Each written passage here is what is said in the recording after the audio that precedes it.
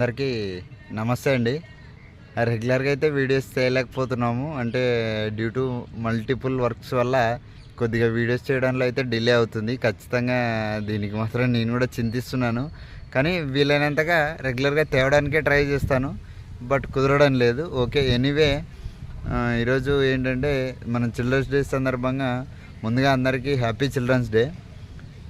Children's day celebrate అంటే ఒకప్పుడు మన నెహ్రూ గారు ఎదపై ఎర్ర గులాబీ తలపై తెల్లని టోపీ పెట్టుకొని ప్రతి చిల్డ్రన్స్ డేకి చిల్డ్రన్స్ని కలిసేవారని మనం చిన్నగా ఉన్నప్పటి నుంచి పుస్తకాల్లో చదువుకున్నాము. ఇప్పుడు చిల్డ్రన్స్ ప్రాముఖ్యత ఎంత ఉందంటే, మీరు ప్రపంచ దేశాన్ని అన్నిటిని గమనించినట్టయితే జపాన్, చైనాలో బెస్ట్ ఎగ్జాంపుల్ అనమాట.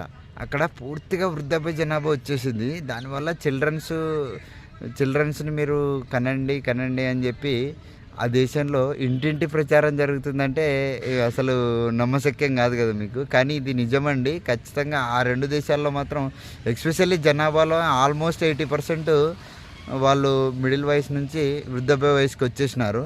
ఇంకా అక్కడ ఏంటంటే జీవన ప్రమాణాలు కొంచెం ఎక్కువ ఉన్నాయంటే లైఫ్ స్పాన్ 80 years పైనే బతుకుతున్నారు వాళ్ళు.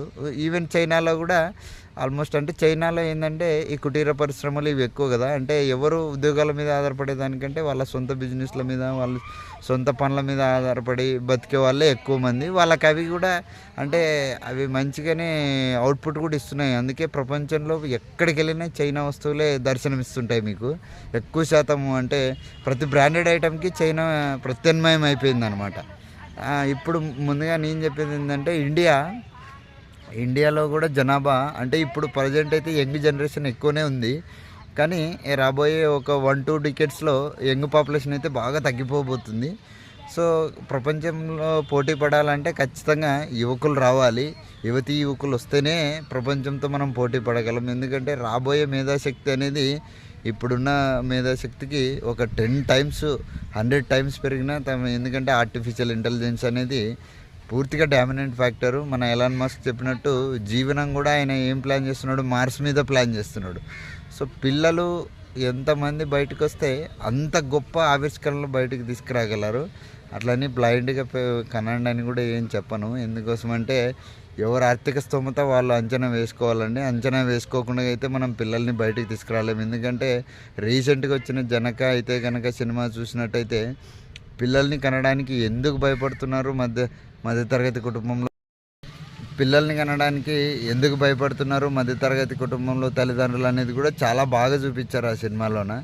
వీలైతే చాలామంది చూసే ఉంటారు, మిగతా వాళ్ళు కూడా చూడండి. అట్లానే మీరేం బ్లైండ్గా దాన్ని ఫాలో అవ్వాలని నేను చెప్పను. ఇప్పుడు దేశంలో జనాభా ఒకప్పుడు ఏంటంటే నియంత్రణ చేయండి అనే రూల్స్ వచ్చేటివి. కానీ ఇప్పుడు మళ్ళీ దేశ జనాభా పెంచండి అని మన తెలుగు రాష్ట్రాల ముఖ్యమంత్రులు కూడా స్పెషల్ క్యాంపెయిన్లు, అంటే వాళ్ళు ప్రతి చోట పబ్లిక్ మీటింగ్స్లో కానీ ఎక్కడైనా ఏదైనా ఈవెంట్స్లో అటెండ్ అయినప్పుడు కూడా చెప్తున్నారు. ఈవెన్ అదే ఇంతకుముందు 2 పిల్లల కంటే ఎక్కువ ఉంటే లోకల్ బాడీ ఎలక్షన్లో మనకు ఎలిజిబిలిటీ ఉండేది. ఆ రూల్ని కూడా సవరించినారు.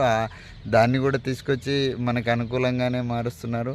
అట్లానే బ్లైండ్గా మనకు స్తోమత ఉన్నా లేకపోయినా ఒక 7-8 మందిని కనేసి వాళ్ళని, అంటే మన స్తోమతకి మించి కనేసి వాళ్ళని రోడ్ల మీద వదిలేయడం కంటే మీ స్తోమతని మీకు అంచనా వేసుకొని ఖచ్చితంగా దేశ ప్రగతికి అయితే యువ జనాభా చాలా అవసరము.